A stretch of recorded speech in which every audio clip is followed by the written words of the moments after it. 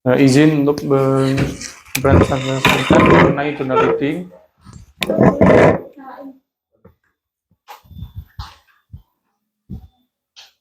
Dengan judul ini Safety and Efficacy of Venous Coil Embolization of Type 2A Pelvic Arterial Venous Malformation.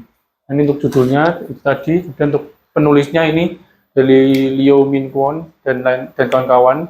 Untuk tanggal publisnya itu pada 21 Desember 2024. Untuk publishernya ini Korean Journal of Radiology.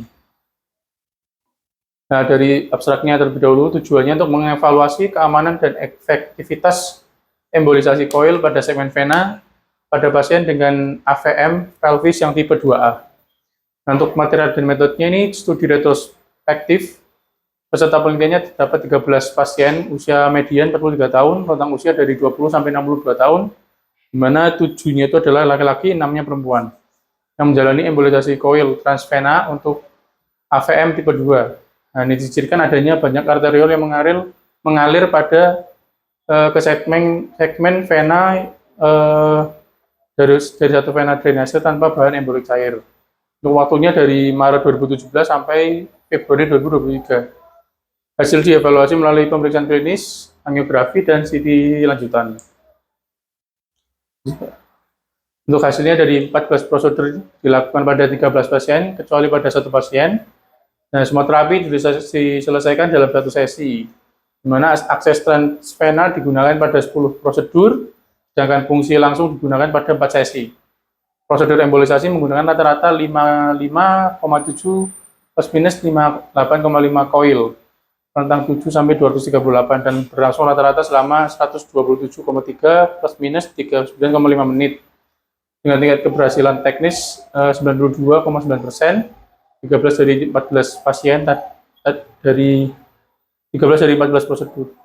Kemudian semua pasien melaporkan perbaikan gejala. Dari CT scan tidak lanjut menunjukkan oklusi total AVM tanpa kekambuhan pada 10 dari 13 pasien. Kemudian terdapat satu kejadian sampingan ringan, yaitu perdarahan retroperitoneal kecil yang kemungkinan terkait dengan fungsi langsung dan membaik secara spontan. Tidak ada kejadian sampingan lain yang ditemukan. Jadi untuk kesimpulannya sendiri, embolisasi coil pada segmen vena drainase tanpa penggunaan agen embolik cair tambahan merupakan metode yang aman dan efektif untuk menangani AVM pelvis tipe 2. Dan untuk AVM sendiri atau arteriovenous malformasi, yaitu kelainan vaskular langka dengan hubungan abnormal antara arteri dan vena. AVM dapat muncul di berbagai lokasi termasuk pelvis. Untuk manifestasi klinisnya bisa asimptomatis hingga nyeri pelvis, disuri, nyeri saat kencing, kemudian perdarahan mengancam jiwa, dan gagal jantung karena high output. Untuk klasifikasinya menurut dari penelitian CO 2019 ini ada pendekatan terapi yang berbeda. Untuk yang satu tipe 1, 2A, 2B, 2C, 3A, 3B. Untuk yang 2A nanti bisa ditandai dengan banyaknya arteriol yang mengalir ke satu vena yang membesar. Nah, untuk tata laksananya nanti embolisasi mekanisme vena yang mengalirkan darah menggunakan coil atau plug, serta bahan cair, etanol, N-butyl cyanoacrylat, atau ethylene vinyl alkohol copolymer, yang nanti resikonya embolisasi non-target atau embolisasi pada tempat lain, termasuk nekrosis kulit, cedera saraf, dan efek sistemik. Nah, tujuannya ini nanti untuk menilai hasil pengobatan dan komplikasi embolisasi coil pada segmen vena drainase untuk AVM pelvis tipe 2A tanpa bahan emboli cair tambahan. Nah, ini untuk bahan dan metodenya. Untuk pasiennya studi retrospektif, persetujuan pasien tidak diperlukan. Kemudian pasien yang menjalani coil embolisasi tanpa bahan cair tambahan dievaluasi. Kemudian indikasi terapinya pasien simptomatik atau asimptomatik dengan risiko komplikasi jangka panjang akibat shunt arteriovenosa. Nah, data yang dinilai dari white medis dan imaging berupa CT atau MRI, kemudian angiografi awal, rute akses, jumlah coil, atau prosedur, jenis anestesi, dan jumlah sesi. Dan untuk prosedur embolisasinya ini ada transvena dilakukan bila vena drainase bisa diidentifikasi pada CT atau MRI. Nah, akses awalnya nanti melewati arteri femoral, yaitu angiografi selektif, mana akses vena melalui vena jugularis interna kanan atau vena femoralis kontralateral. Kemudian untuk yang embolisasi traktus, untuk VM yang dalam, embolisasi traktus dengan jarum dilakukan menggunakan NBCA dan plus lipidol 1:2 untuk mencegah perdarahan. Nanti pasien dipulangkan 1 hari setelah prosedur. Kemudian ada fungsi langsung ini yang tadi 4 sesi dilakukan bila akses transvena gagal. Pasien posisi pronasi menggunakan jarum ciba ukurannya 18 sampai 21 G. Jika kateter besar tidak dapat masuk karena risiko perdarahan, koil mikro 0,018 inci digunakan. Kemudian ini gambarannya seorang pasien perempuan berusia 53 tahun dengan AVM pelvis. Yang gambar A ini pada bintang itu yang bintang. Ya udah, jadi jelasannya tadi. CT scan aksial prosedural, yaitu kantung vena yang melebar pada yang daerah bintang dengan drainase vena dini ke vena iliaca interna kiri yang panah. Kemudian tampak oblik kanan arteriografi iliaca interna kiri menunjukkan adanya nidus. Ini nidus. Kemudian nidus AVM yang tervisualisasi dini dan vena yang mengalirkan vena yang melebar atau vena dilated vein gitu. Dan yang C ini pada fase vena dari angiografi yang sama, arah aliran vena dari nidus ini ke vena iliaca interna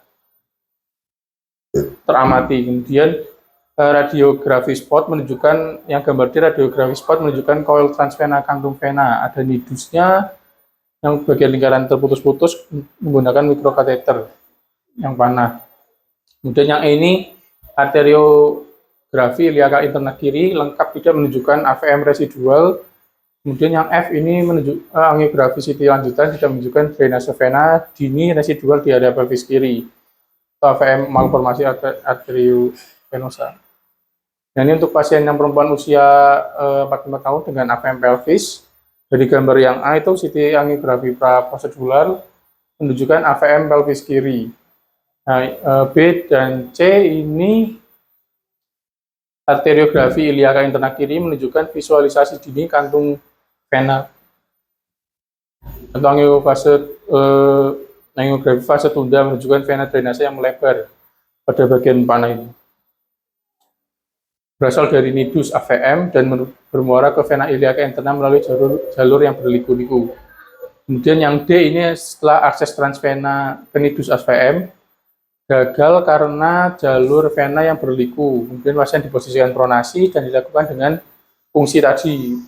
Jika transvenanya gagal, maka bisa dilakukan dengan fungsi menggunakan jarum 21 G yang panah berputus-putus. Kemudian E dan F ini angiografi akhir yang E, dan yang CT angiografi yang F menunjukkan tidak ada AVM residual dan hilangnya drainase vena dini. Nah, untuk analisa hasil, dievaluasi adanya perubahan gejala, kemudian terjadi efek samping, CT follow up 3-6 bulan, kemudian keberhasilan teknis, oklusi total AVM pada angiografi, kemudian keberhasilan klinis juga mempunyai gejala. Ini untuk hasil dari karakteristik pasien, dari 13 pasien, 7 laki-laki, 6 perempuan, usia 20-62 tahun, 7 pasien simptomatik, 5 nyeri pelvis, 1 nyeri perineum submixi, 1 nyeri radiasi ke paha. Kemudian 6 pasien asimptomatik, 1 menunjukkan pembesaran vena saat follow up. Rata-rata diameter vena drainasenya 3,7 cm. Untuk detail prosedurnya ada 12 pasien, 1 sesi. Untuk yang 1 pasien ini 2 sesi karena akses transvena gagal tadi pada pasien yang 45 tadi, usia 45. Dan total prosedurnya ada 14, 10 transvena, 4 fungsi langsung, kemudian 7 prosedur transvena memakai anestesi lokal. Rata-rata waktu prosedur itu 127 menit dengan rata-rata jumlah koil 55,7. Keberhasilannya 92,9%. Ini tadi hasil klinisnya, ini semua pasien simptomatik gejalanya membaik. Untuk pasien asimptomatik tetap tanpa gejala. Nanti komplikasinya satu perdarahan retroperitoneal minor. Nanti pasien itu pulih sendiri tanpa intervensi, kemudian tidak ada komplikasi mayor. Untuk follow up-nya nanti 13 bulan. 10-13 pasien memiliki CT follow up, semua menunjukkan oklusi total AVM tanpa rekurensi, tanpa kembali berulang. Untuk discussion-nya ini coil embolization pada vena drainase efektif menghasilkan oklusi total AVM tipe 2 yang pada pelvis. Kemudian berdasarkan klasifikasi angiografi AVM perifer, embolisasi si vena sangat penting untuk oklusi lengkap pada jenis tertentu. Nah, untuk perbedaan tipe AVM, untuk yang tipe 2, nanti ada satu vena drainase, tipe 3B, banyak vena dan arteri yang melebar, membutuhkan terapi yang menargetkan segmen vena drainase awal. Tipe 1, terdapat fistula arteriovenosa tunggal. Nanti bisa ditangani dengan coil arteri di lokasi fistulanya tersebut. Kemudian tipe 3A itu banyak fistula kecil, nanti ditangani dengan embolisasi etanol transarterial selektif. Nah, ini untuk bukti studi yang terdahulu dari Park et al. Ini 84 pasien tipe 2 bagian tubuh dan ekstremitas. Ini coil plus etanol itu perbaikannya 88,9%. Kemudian yang oleh Gemut et al. Itu 11 pasien tipe 2 dengan plak plus EVOH ini metode Bustro atau cairannya itu jadi devaskularisasi lengkap 91%. Nah, untuk yang studi ini itu cuma pakai coil saja tuh kesuksesannya itu 100%.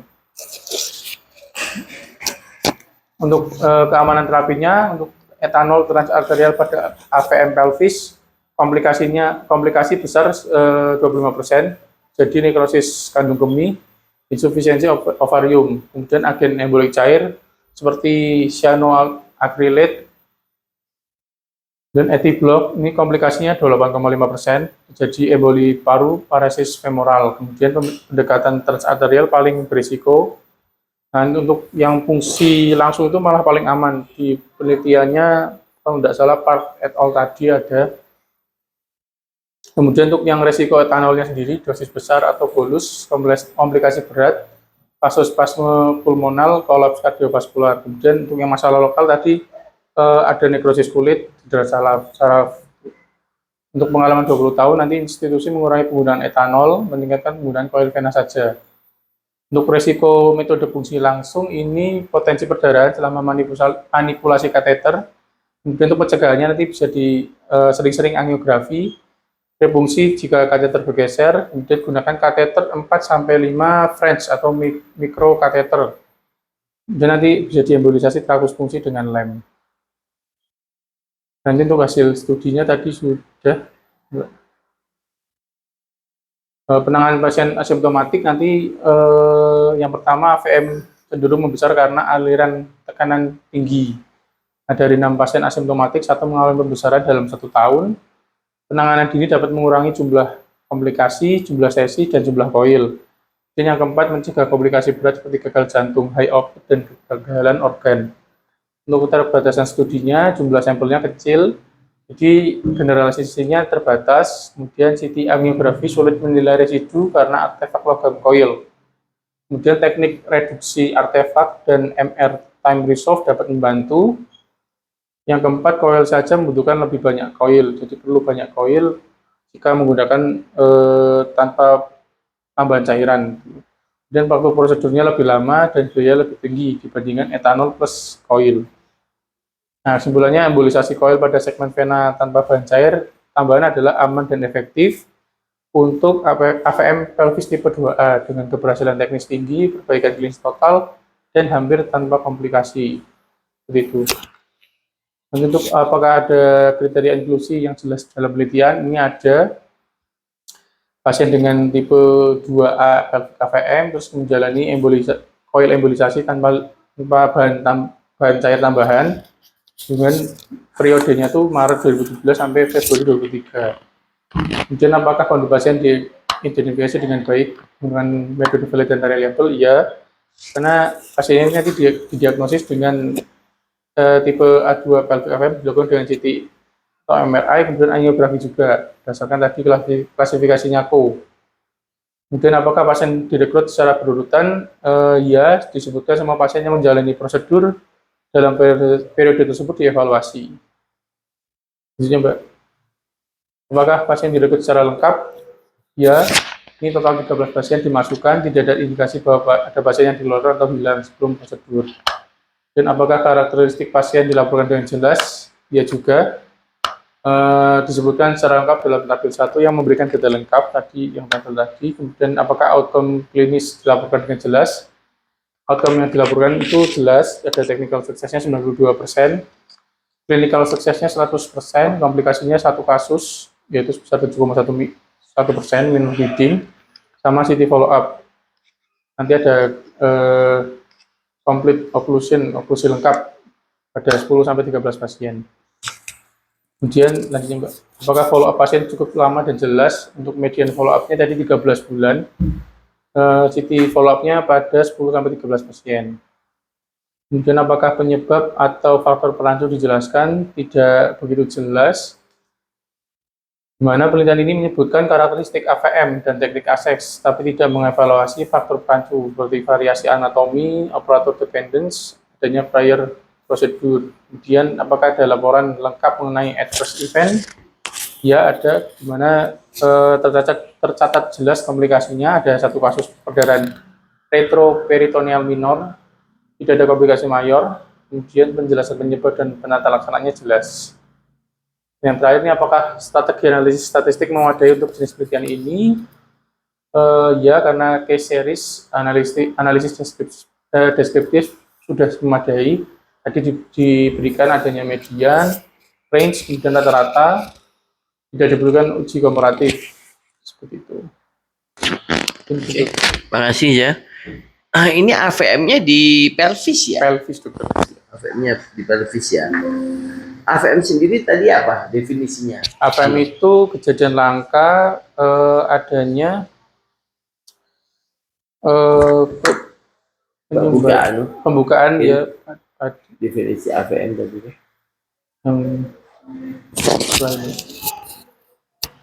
adanya hubungan normal antara arteri dengan venanya dokter. Jadi ada arterial kecil, arteriolnya tuh muncul di antara tadi arteri dan venanya seperti itu.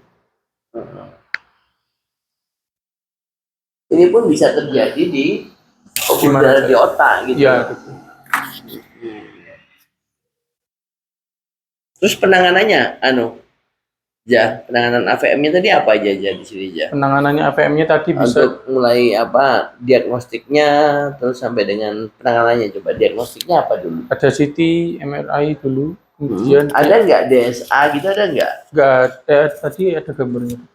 Ada nggak DSA? Kalau untuk adanya angiografi. Iya, angiografi, angiografi ya. Angiografi itu. Angiografi ya. Angiografi biasanya sih kalau di otak itu kita lakukan DSA itu gitu loh. Nanti di sini kan penjelasannya untuk penanganan AVM-nya bukan menggunakan apa ya, cairan ya? Nggak ada dokter ya. Nggak ada cairannya. Apa kamu ini?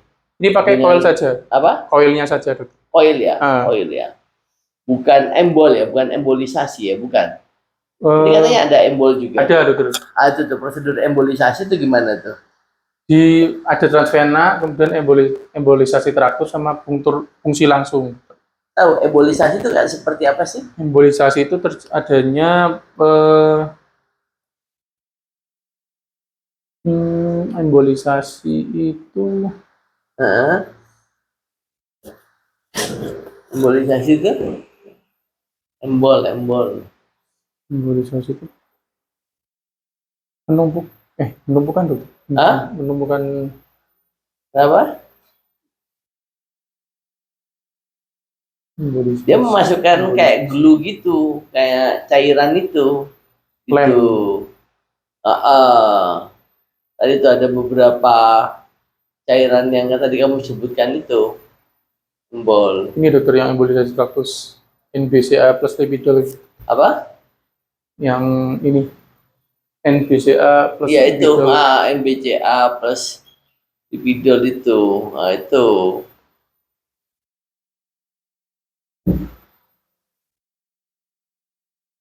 Yang paling sering biasanya pada kasus AVM ya ini kita lakukan embolisasi. Tapi pada kasus ini tadi terakhir dikatakan pada kesimpulannya Kesimpulannya tuh tanpa apa namanya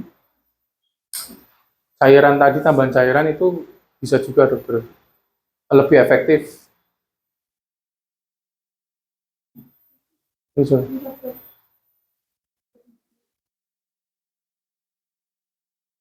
Ini di itu aja coba. Nah, ini.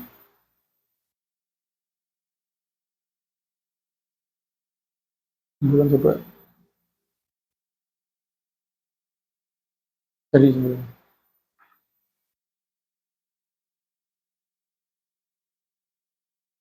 nah, ini tambahan adalah kenapa kira-kira embolisasi koil pada segmen vena tanpa bahan cair tambahan adalah aman dan efektif. Kalau yang saya sedikit baca kemarin tuh kalau ditambahkan cairan seperti etanol tuh ada efek samping komplikasinya gitu dok. Seperti tadi kerusakan saraf atau terjadi embolisasi non target. Seperti kerusakan saraf tadi, kemudian kulit juga bisa terkena seperti nekrosis kulit gitu dok. Kemudian cairan lain seperti sianoakrilat itu tadi bisa menyebabkan komplikasi ya,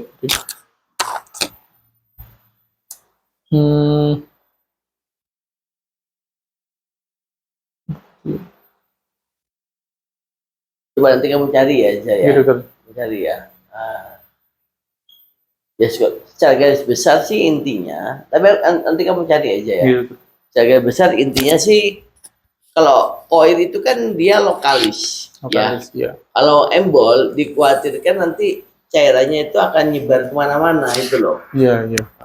Terus habis itu otomatis tingkat resikonya jauh lebih besar gitu loh, jauh lebih besar. Emang nggak mudah, apalagi misalnya AVM-nya itu lokasinya ada di intrakranial kan, yang paling banyak kan lebih seperti Iya, itu. Saya pun juga kayaknya kalau mengerjakan intervensi yang intrakranial dengan case AVM kayaknya saya juga belum ini ya, belum bisa. Biasanya kita nanti tandem ya sama senior yang mungkin sudah sering melakukan tindakan, karena tingkat kesulitannya terus tingkat resikonya itu loh. Tingkat resikonya, apalagi bisa kamu bayangkan ya kalau misalnya pembuluh darah di otak. Nanti kamu sambil googling sambil lihat-lihat lagi ya, Zaya. Misalnya AVM itu letaknya di otak gitu loh. Ini kan AVM-nya letaknya di pelvis kan. Kalau di pelvis, walaupun mungkin pasti ada resikonya, tetapi tidak sesignifikan kalau AVM letaknya di otak. Oke, ya. Ada yang tanyakan? Hil? Gak ada. Udah bingung, Hil? Agak susah dok. Emang susah dok.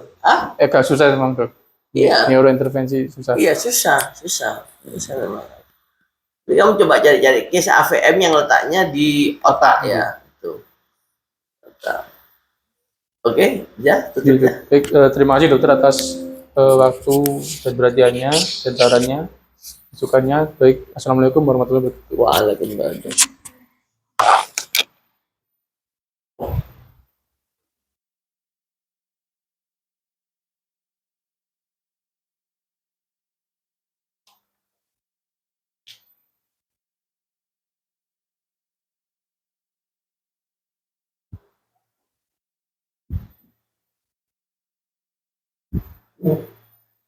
Jadi,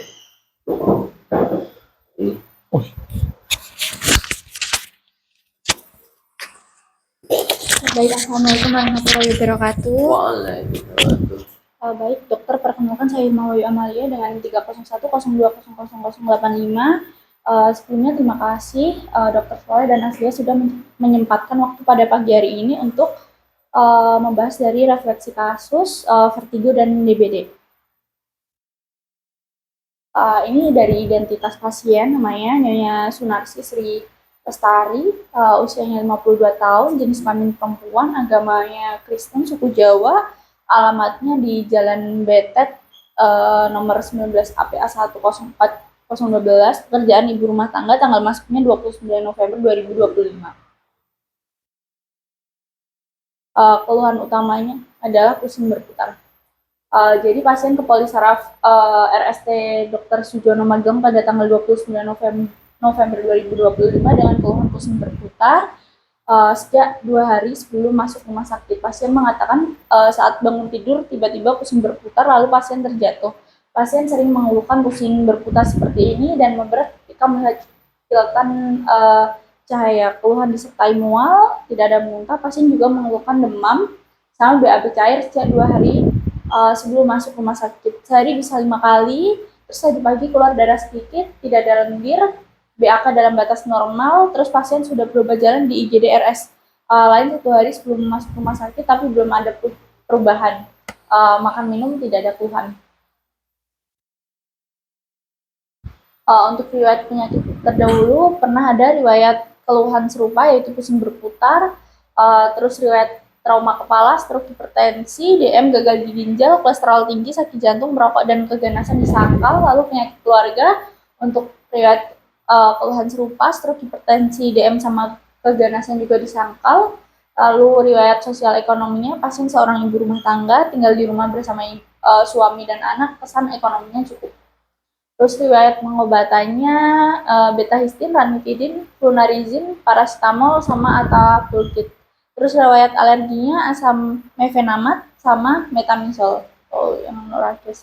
Terus dari pemeriksaan fisiknya keadaan umum cukup, kesadaran kompos mentis, GCS-nya E4, M6, V5, terus tanda vitalnya tekanan darah 122/70 mmHg, nadinya 100 kali per menit, suhunya 36,2 derajat Celcius, sama RR-nya 20 kali per menit, SPO lupa buat ngecek. Terus dari pemeriksaan fisik status generalis, kepalanya mesosefal, tidak ada nyeri tekan sama alopecia, wajahnya simetris dan tidak ada edem, matanya dalam batas normal, tidak ada sklera ikterik, terus konjungtiva ananis, ptosis kayak gitu, telinganya normal, tidak ada diskep sama tanda peradangan, hidungnya normal, warna seperti kulit sekitar, tidak ada nafas di hidung juga, terus mulutnya tidak ada perot. Ini nggak ada sebenarnya. Tidak ada perot, sianosis sama tidak ada sariawan. Belum selesai tadi. Terus dari leher tidak ada pembesaran KGP, tidak ada pembesaran tiroid, terus ekstremitasnya akal hangat, kapilari refill time kurang dari 2 titik. Terus dari status internusnya, yang pertama ada pemeriksaan torak jantung, dari infeksinya ictus cordis tidak nampak, terus palpasinya ictus kordisnya teraba, terus tidak kuat angkat, perkusnya batas jantung dalam batas normal, auskultasi bunyi jantung 1-2 normal, reguler dan nggak ada bising. Terus dari pemeriksaan fisik torak paru, inspeksinya warna kulit sama dengan sekitar, pergerakan dinding dada simetris, tampak tarikan nafas, terus palpasinya nggak ada nyeri tekan, tidak teraba massa, tidak ada krepitasi, sama strem vermitus simetris. Perkusinya sonor pada kedua lapang paru, auskultasi suara dasar vesikular, nggak ada ronki, wheezing, terus bunyi jantung reguler. Terus dari status internusnya, dari abdomennya diinspeksi, warna kulit sama dengan sekitar, terus supel, terus palpasinya nggak ada nyeri tekan, nggak ada hepatomegali, splenomegali, tidak teraba massa, terus dia perkusinya timpani, auskultasinya nggak ada bising usus. Terus ini dari status neurologisnya dicek dari ke-12 nervus. Yang pertama ada nervus 1 atau olfaktorius, daya penghidungnya dalam batas normal, nervus 2 optikus, daya penglihatan sama lapang pandang dalam batas normal, fundus okuli sama buta warna tidak dilakukan pemeriksaan. Terus untuk nervus 3 oculomotorius tidak ada ptosis, mata kanan sama kiri, gerak mata atas, mata bawah, mata medial dalam batas normal atau gerakan bebas, terus ukuran pupil isokor kanan kiri, bentuk pupil bulat, terus nggak ada diplopia, nystagmus, sama strabismus divergen. Terus nervus yang trochlearis, gerak mata medial bawah dia normal atau gerakan bebas kanan kiri, pupil bulat isokor, nggak ada diplopia sama strabismus juga. Nervus trigeminusnya dia untuk membuka mulut, menggerakkan rahang, menggigit, sama refleks korneanya itu dalam batas normal, sensibilitas muka juga normal. Terus nervus abdusen dia gerak mata lateral dalam batas normal, pupil bulat isokor, nggak ada strabismus. Nervus 7 yaitu nervus facialis untuk mengurutkan dahi, angkat alis, tutup mata, sudut mulut, menggembungkan pipi, terus memperlihatkan gigi, mencucukkan bibir, sama menggigit dalam batas normal. Terus daya kecap 2/3 di lidah anterior dia nggak dilakukan. Terus nervus 8 atau vestibulocochlearis untuk tes rine, wiper, swabah, suara berisik, detik arologi, sama gesekan jari tidak dilakukan. Terus nervus 9 glossopharyngeus, daya kecap 1/3 belakang dalam batas tidak dilakukan. Itu terus refleks muntah sama tersedak juga tidak dilakukan. Nervus vagus untuk menelan sama suara dalam batas normal. Terus untuk nervus accessorius dia memalingkan muka sama mengangkat bahu dalam batas normal. Nervus hypoglossus menjulurkan lidah dalam batas normal, nggak ada tremor lidah, terus artikulasi jelas sama nggak ada atrofi lidah.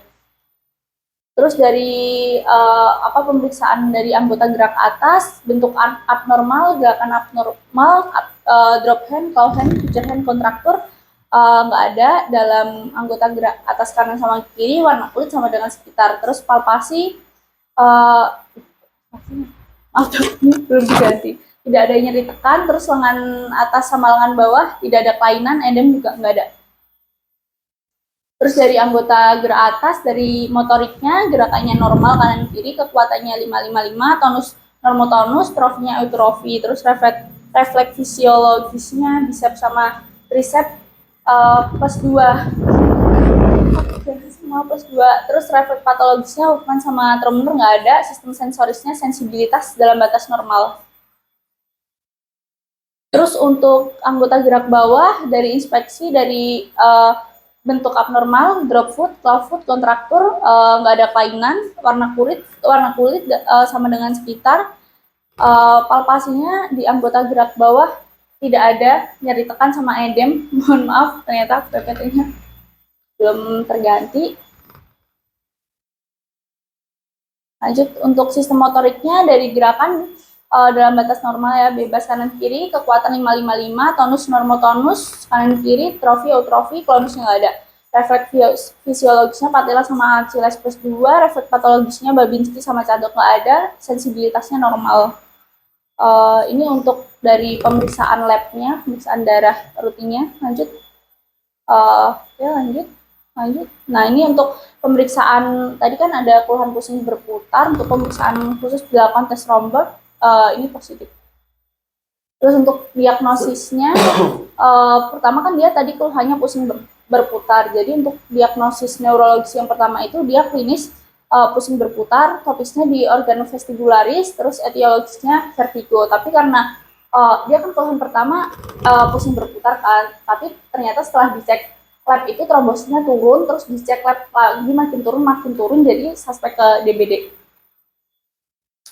Terus untuk rencana terapinya bisa infus futrolid sama Respar 1x1, infus futrolid 2 ml per hari, injeksi piracetam 3x3, injeksi fenolos 3x1, injeksi lansoprazol 2x1, ondansetron 2x8, terus injeksi furamin 1x1, injeksi diphenhydramin 3x1, sifolin 2x500, Ericaf 3x1, Nato 3x1, Proceval 1x1, Becomjet 1x1, Flunarizin 3x5, Atapulgate 3x1, sama injeksi fosmisin. Terus untuk non-medikamentosanya bisa dilatih dari metode Brandarov. Jadi dia dari duduk, terus dia coba nengok, terus kayak rebahan gitu, kayak bobo sambil lihat gitu, terus sama ke samping kiri juga.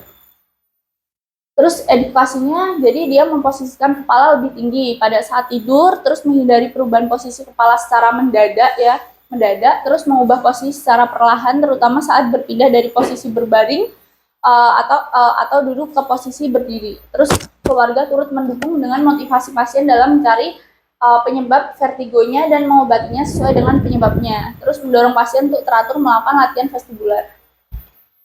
Prognosisnya dari et vitam, et fungsionam, et sanasionam, dia et bonam semua. Terus dari tinjauan pustaka yang pertama dari vertigo. Jadi vertigo adalah halusinasi pergerakan lingkungan di sekitar pasien atau pergerakan pasien terhadap lingkungan. Jadi ini tuh bukan rasa takut ketinggian. Vertigo tidak selalu sama dengan pusing. Pusing adalah istilah yang non-spesifik yang dapat dikategorikan menjadi 4 subtype berbeda berdasarkan gejala yang dijelaskan oleh pasien. Jadi yang pertama itu vertigo, terus yang kedua itu presinkop, jadi perasaan akan pingsan yang disebabkan oleh penurunan dari total perfusi cerebral. Terus pusing yang sering digambarkan sebagai rasa mual atau pusing yang ringan-ringan seperti itu. Terus ada ketidakseimbangan, jadi perasaan yang tidak stabil atau tidak seimbang saat berdiri.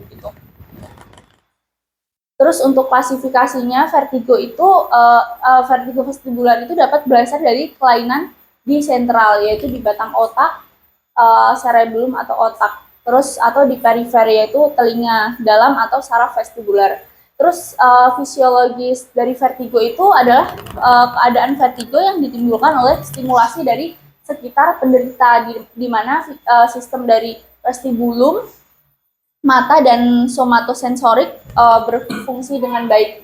Yang termasuk dalam kelompok ini adalah mabuk gerakan atau motion sickness seperti yang ada di dalam mobil kayak gitu, mabuk ruang angkasa, space sickness, sama vertigo ketinggian, head vertigo. Yang kedua, patologi vertigo itu dapat diklasifikasikan menjadi yang pertama ada sentral akibat kelainan pada batang otak atau cerebellum, terus perifer akibat kelainan pada telinga dalam atau nervus 8, sama medical vertigo dapat diakibatkan oleh penurunan tekanan darah, terus gula darah yang rendah atau gangguan metabolik karena pengobatan atau infeksi sistemik. Terus untuk etiologinya, jadi penyebab vertigo yang pertama ada vertigo disertai tuli, vertigo tanpa tuli, sama vertigo dengan gejala intrakranial. Terus bisa dari penyakit Meniere, kalau vertigo tanpa tuli bisa dari neurovestibular. Terus vertigo tanpa gejala intrakranial itu tumor sudut cerebellopatin. Terus pontin. Terus untuk vertigo yang disertai tuli itu bisa dari labirinitis, trauma labirin, neuroma akustik, disfungsi kokleovestibular akut, sama sifilis. Tapi itu jarang terjadi gitu. Terus vertigo tanpa tuli tadi ada neuronitis vestibular, vertigo posisi jinak, disfungsi vestibular akut, terus vertigo yang disebabkan oleh obat-obatan kayak aminoglikosida, terus spondylosis vertikal, sama ketika dia setelah cedera fleksi sama ekstensi.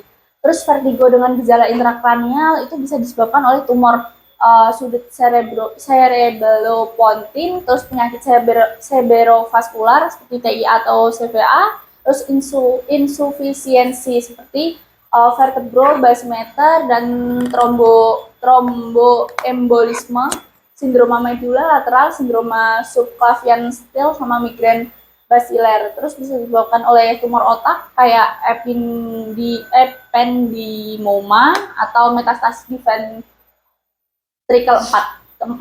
Terus bisa disebabkan dari migrain, sklerosis ganda, aura serangan epilepsi, khususnya kayak epilepsi lobus temporal. Terus obat-obatan juga bisa kayak phenytoin, terus barbiturat, sama syringobulbia.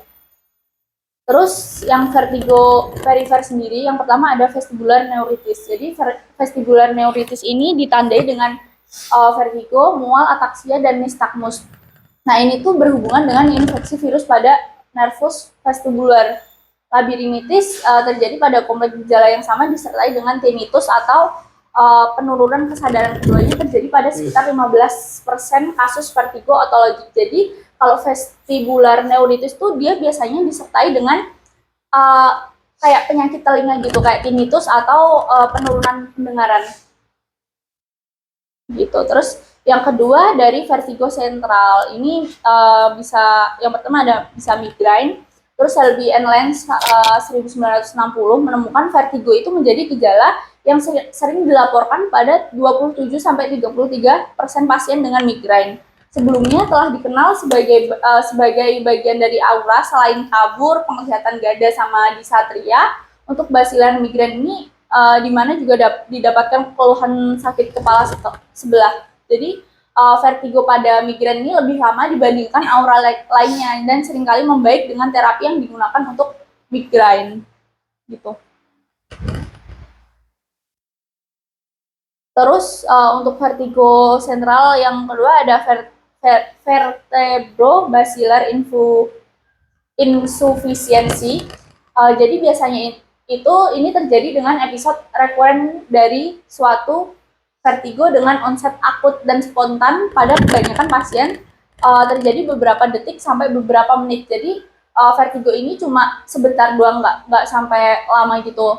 Dia itu lebih sering pada usia tua dan pada pasien yang memiliki faktor resiko cerebrovascular disease. Sering juga berhubungan dengan gejala visual meliputi inkoordinasi, jatuh, dan lemah. Terus pemeriksaan di antara gejalanya itu biasanya normal. Terus ini untuk patofisiologinya dari vertigo positional paroxysmal jinak atau BPPV. Yang pertama tuh dia itu ada idiopatik, trauma kepala, usia lebih tua, sama bedah telinga terbaru. Ini tuh dia kayak dari faktor risikonya nantinya dia bisa menyebabkan otokonia yang terlepas dari makula utriculus yang nantinya dia menjadi teori kopulolithiasis pada kapula, terus bisa otolit yang yang mengembang bebas di kanalis. Terus pada kapulolithiasis ini dia otolitnya itu menggeser kapula selama perubahan posisi kepala sehingga dia itu menyebabkan rasa rotasi kepala yang berkepanjangan sehingga sepanjang sumbu kanal setengah lingkaran. Terus yang SCC yang satunya teori kanalithiasis, dia otolitnya itu menyebabkan hambatan di inersia cairan endolimfa selama gerakan, terus menggeser kapula sehingga mengakibatkan dari rasa rotasi kepala yang berkepanjangan yang nantinya akan menyebabkan BPPV atau serangan vertigo dan nystagmus episodik terus posisional yang tidak disebabkan oleh alasan neurologis atau yang tersembunyi yang mendasarinya. Terus otokonia dan otolit ini hanya mempengaruhi dari kanalis semisirkularis atau SCC, bukan dari kokleanya. Terus yang otokonia ini dia itu cenderung mengendap cukup cepat, yaitu kurang dari 1 menit ketika tubuh diam. Terus dia ada ekstensi kanal setengah lingkaran di SCC.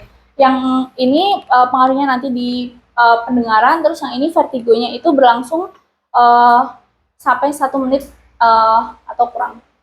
Terus dia apa namanya? Pemeriksaannya itu bisa dari manuver Dix-Helpik. Jadi duduk dengan kepala berputar ke samping lalu bergerak cepat, posisi terlentang dan kepala terlentang 30% dari meja. Nanti amati dari nystagmusnya. Arah nystagmus itu menunjukkan kanalis semisirkularis mana yang terpengaruh. Terus gangguan dari infeksi vestibular ini yang mendasari itu juga bisa dari penyakit Meniere, neuritis vestibular, sama labirinitis. Itu penyakit-penyakit infeksi yang bisa menyebabkan dari vertigo itu.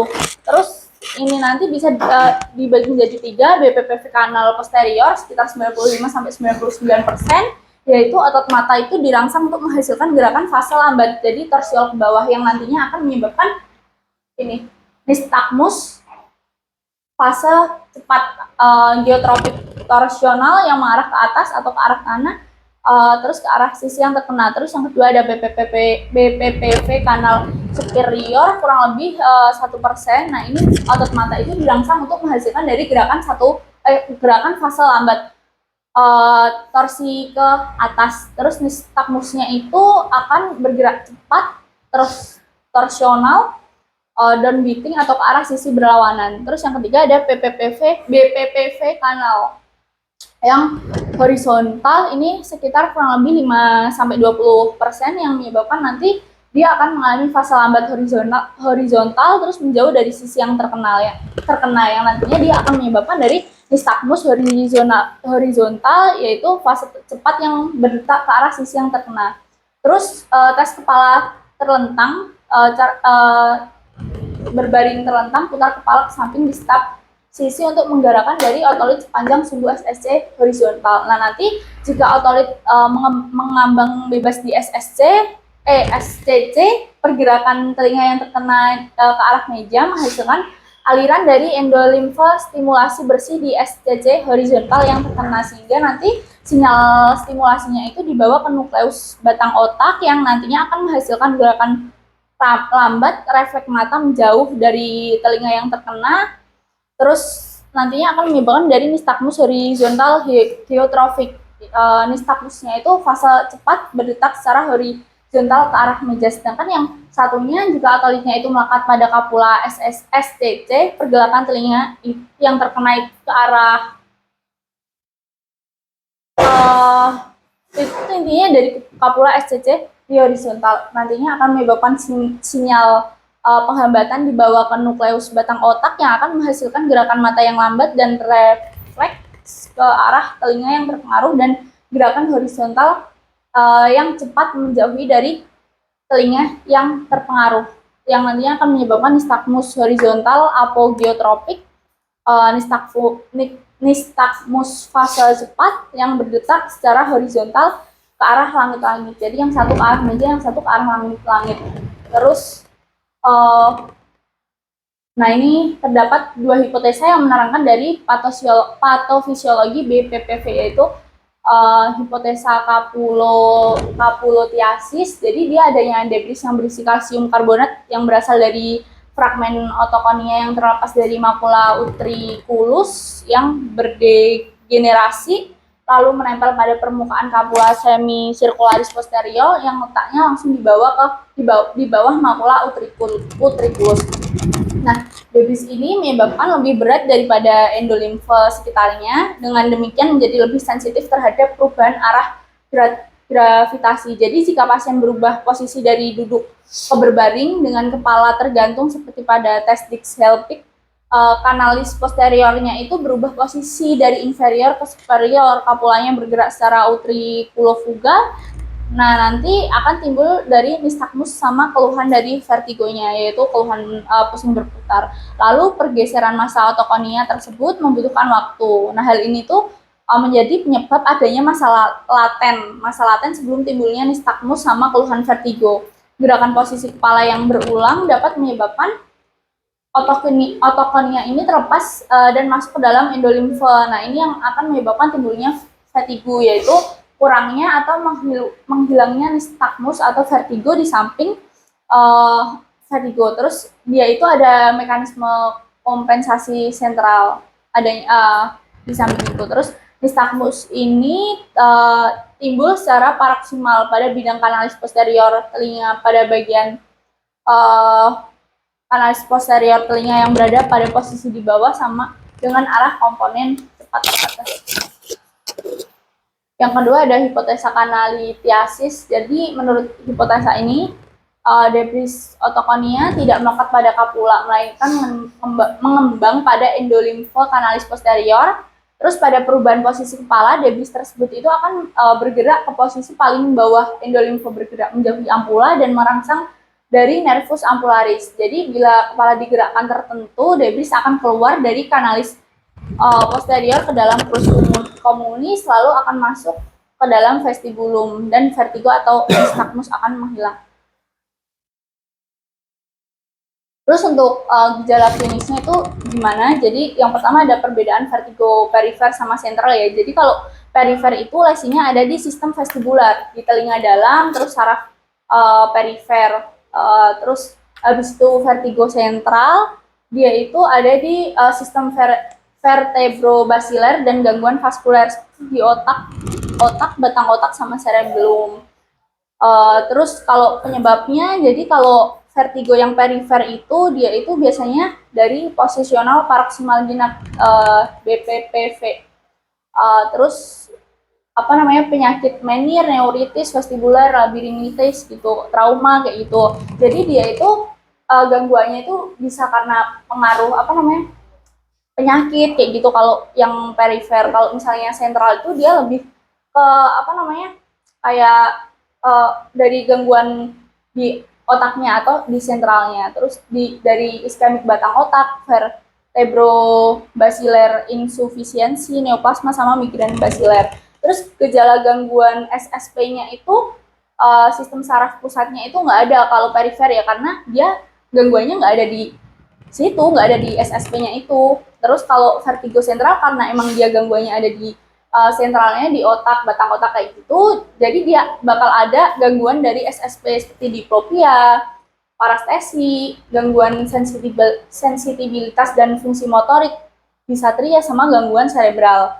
Terus masa latenya adalah 3-40 detik, kalau sentral itu nggak ada. Habituasi kalau perifer ada, sentral nggak ada.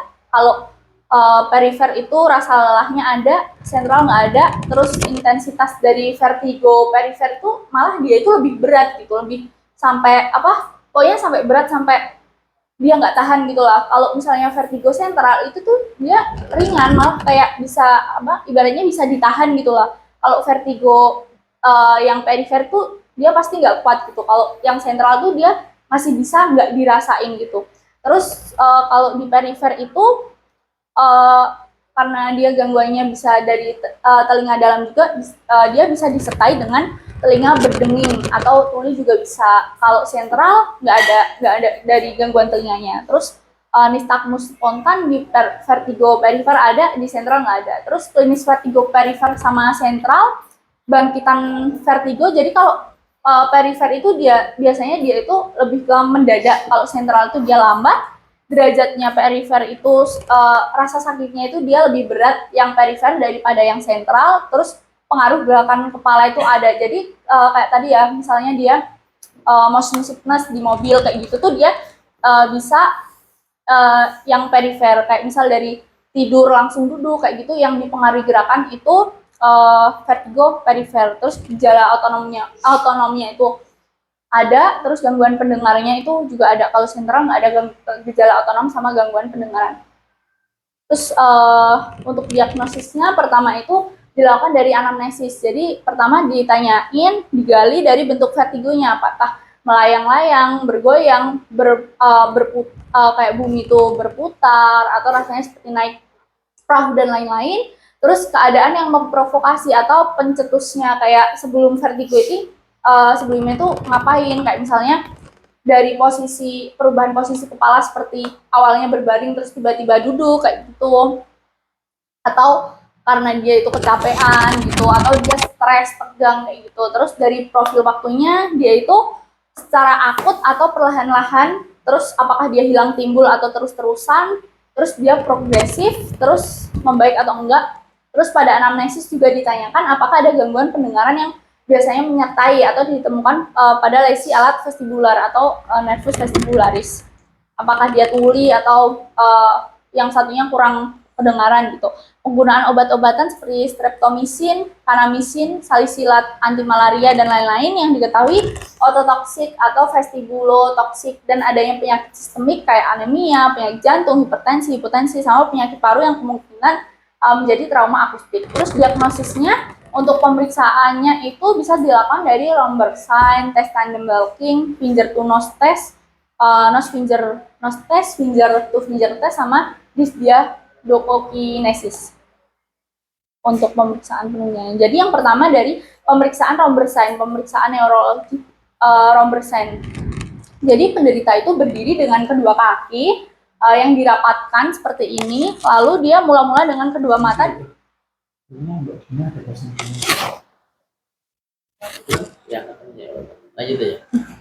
Kedua mata terbuka, kemudian ditutup, biarkan pada posisi demikian selama 20-30 detik. Harus dipastikan bahwa penderita itu nggak dapat menentukan posisinya, misal dengan bantuan titik cahaya atau suara tertentu. Nah, pada kelainan vestibular hanya pada mata tertutup, badan penderita akan bergoyang menjauhi garis tengah, kemudian kembali lagi. Pada mata terbuka, badan penderita tetap tegak, sedangkan pada kelainan cerebral, badan penderita akan bergoyang baik pada saat mata terbuka maupun pada saat kelainan cerebral, badan penderita akan bergoyang baik pada mata terbuka sama mata penutup. Jadi intinya lumbar sign ini dia itu kan nanti berdiri sama mata terbuka sama tertutup. Kalau gangguannya ada di vestibular, nanti dia akan bergoyang pada saat mata tertutup aja. Tapi kalau dia misalnya ada gangguannya ada di otak atau di cerebral, dia akan badannya itu akan goyang atau nggak seimbang pada saat membuka mata atau menutup mata. Terus yang kedua adalah tes tandem walking. Jadi pasien diminta untuk berjalan pada satu garis lurus di atas lantai dengan cara menempatkan satu tumit langsung di antara ujung jari kaki ke yang berlawanan baik dengan mata terbuka atau mata tertutup seperti ini. Jadi berjalan pakai tumit di depan ibu jari kaki. Terus ada finger to nose test. Jadi pemeriksaan ini bisa dilakukan dengan pasien pada kondisi berbaring, terus duduk atau berdiri. Diawali dengan pasien mengabduksikan lengan serta posisi ekstensi total, lalu pasien diminta untuk menyentuh ujung hidungnya sendiri dengan ujung jari telunjuknya, mula-mula dengan gerakan perlahan, kemudian dengan gerakan cepat, baik dengan mata terbuka ataupun mata tertutup. Dengan tes ini dapat terlihat adanya intention tremor, sedangkan pada resting tremor atau tremor Parkinson, maka sewaktu istirahat akan tampak tremor tersebut gitu. Terus bisa finger nose test, jadi sama dengan finger to nose test, tapi setelah pasien menyentuh hidungnya, pasien diminta untuk menyentuh dari ujung jari pemeriksa dan kemudian menyentuh hidungnya lagi. Jadi pemeriksa dapat diubah baik dalam jarak maupun dalam bidang gerakannya. Terus yang kelima ada finger to finger test, jadi pasien diminta mengabduksikan lengan pada bidang horizontal dan diminta untuk menggerakkan kedua ujung jari telunjuknya saling bertempur tepat di tengah-tengah di bidang horizontal tersebut. Pertama dengan gerakan perlahan, kemudian dengan cepat, dan matanya itu ditutup dan dibuka. Terus ada yang terakhir diadochokinesis. Jadi pemeriksaan ini tuh dilakukan baik dengan mata terbuka atau tertutup. Pada pasien dengan gangguan cerebellum atau lobus frontalis, gerakan pasien ini akan lambat menjadi kikuk. Tes ini akan terganggu pada lesi UMN, cerebellum, dan sindroma ganglia basalis. Pasien Parkinson mungkin menggerakkan tapping test dengan cukup baik, tapi penderita akan mengalami kesulitan pada gerakan diadochokinesis. Terus untuk pemeriksaan menentukan sentral sama perifer, yang pertama itu fungsi dari vestibular. Dia bisa dilakukan Dix-Hellpike maneuver, tes hiperventilasi, tes kalori, sama elektronistamogram. Terus kalau fungsi pendengarannya bisa dilakukan dari tes Garputala sama audiometri. Terus untuk pemeriksaan penunjang bisa dilakukan pemeriksaan lab darah rutin sama gula darah. Terus radiologinya, untuk pemeriksaan radiologi dilakukan pada pasien dengan vertigo yang memiliki tanda dan gejala yang neurologis. Ada faktor untuk terjadi CVA, terus tuli unilateral yang progresif kayak gitu. Terus MRI kepala mengevaluasi struktur sama integritas batang otak, cerebellum, sama periventricular, white matter, sama kompleks nervus 8. Terus untuk diagnosis bandingnya itu, untuk vertigo dengan tuli itu bisa didiagnosis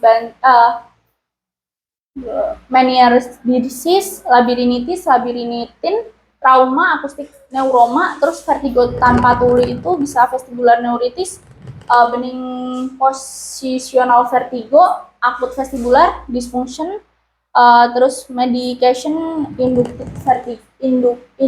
vertigo. Terus vertigo dengan tanda intrakranial bisa disebabkan dari tadi tumor cerebellopontine angel, terus tumor otak. Coba dipercepat aja, siapa? Terus untuk terapinya bisa medikamentosa dari antihistamin seperti cyclizine, meclozine kayak gitu. Histaminergic bisa dari beta histin mesylate 12 3 kali 1 per oral sama betahistine HCl 8 mg 3 kali 1. Antagonis kalsiumnya bisa dikasih flunarizin sama sinadin. Terapi lain bisa dilakukan disektomi, laminektomi sama fusi spinal. Tidak. Tidak ya? Yang DVD-nya nggak usah ya, Dok? Nggak usah. Ya, Nggak usah, ini aja. baik, terima kasih. Cukup sekian dari presentasi saya. Mohon maaf jika ada kekurangan ataupun kesalahan. Wassalamualaikum warahmatullahi Oke. wabarakatuh. Hil, kasus ini vertigonya sentral atau perifer? Menurut saya perifer, dokter. Perifer. Iya. Bedanya apa sentral sama perifer? Kalau perifer itu dia kalau sentral itu kan dia lebih apa ya namanya? Bukan penyebabnya, letaknya itu biasanya di SSP-nya dok di batang otak, di otak kayak gitu. Kalau perifer itu di luar SSP-nya kayak di dalam telinga tadi, terus sistem saraf perifer kayak gitu. Jadinya itu makanya kenapa kalau misalnya perifer itu dia itu pasti gejalanya itu bisa lebih berat sama dia itu terpengaruh dari kayak posisi gerakan dia gitu. Tapi kalau misalnya si vertigo yang sentral atau yang dari otak dia itu nggak terpengaruh dari gerakan, jadi pusing vertigonya itu lebih ringan daripada yang perifer gitu menurut saya. Kira-kira ada hubungannya dengan DB-nya nggak ini? Kalau menurut saya mungkin ada, dok, karena dia sebelumnya itu kan udah pernah vertigo kan, dok, terus nggak ada sih, gini maksud saya, dia itu sebelumnya udah pernah vertigo. Maksud saya gini, siapa Hil, dengan trombositopeni, ya kan? Iya, enggak, dok. Apakah itu yang juga akhirnya menyebabkan pasien salah satu klinisnya adalah vertigo, itu loh maksud saya. Bisa, dokter. Itu. Menurut saya. Berarti kira-kira dia itu masuk perifer atau sentral kalau gitu? Perifer. Perifer. Coba nanti kamu baca lagi aja ya. Kira-kira. Karena kan kalau perifer itu kan lebih cenderung ke pembagian sistem saraf tadi ya, dan lokasinya lah ya, lebih seperti itu. Kan sama seperti yang kesepakatan kita ya, UMN, LMN, nanti tolong dibaca lagi ya, gitu ya. Karena pasien kesmu ini agak sedikit unik karena dia ada DB-nya juga gitu loh. Sehingga kamu juga harus berpikir kira-kira apakah ada hubungannya dengan DB-nya atau tidak, klinis vertigonya itu gitu loh. Tuh. Baik, dok. Terus iya, dok. Karena kan memang case by case kan beda-beda ya. Kalau case ini kan karena dia DB ya. Iya. Tapi dari awal tuh saya sebenarnya bingungnya juga di situ, dok. Kan nggak apa-apa. Dia kan bagus bingung memang. Udah ada vertigo kan, dok. Terus sebenarnya DBD itu juga karena dia mempengaruhi dari trombosit turun yang akhirnya nanti dia kan nggak doyan makan, nggak doyan minum, terus kan dia terjadi kayak dehidrasi. Nah itu kan karena imunnya turun dan trombosit terus dehidrasi juga kan, itu menurut saya juga bisa menyebabkan vertigo gitu, dok. Nah ini tuh itu ya apa-apa, nanti baca aja, lihat aja ya, Mas. Kan bagus ya, makin bingung makin berarti sukses belajarnya ya. Kalau nggak bingung nggak sukses ya. Nanti lihat lagi ya, nanti dilengkapin lagi ya. Nggak apa-apa, yang tadi kan ketersediaan waktu nanti yang DB itu kamu kirim aja sekalian, nanti biar sekalian jadi satu dengan korelasi antara DB-nya sama vertigonya. Dia tidak parsial karena di dalam satu manusia kan. Kecuali beda manusia, DB sendiri dan kan enggak gitu loh. Jadi kamu coba korelasikan lah hubungannya kira-kira apa. Sudah bantu itu kan pasti DB-nya dulu yang utama, baru dia ada klinis vertigonya. Paham kan? Paham, dok. Gitu. Oke, gitu. Mungkin siapa? Ya, ditutupin. Baik, terima kasih Dr. Soleh dan Asdia. Mohon maaf jika presentasi dari refleksi kasus saya itu kurang lengkap sama ada kalimat yang salah mungkin. Wabillahi taufiq wal hidayah. Wassalamualaikum warahmatullahi wabarakatuh. Waalaikumsalam.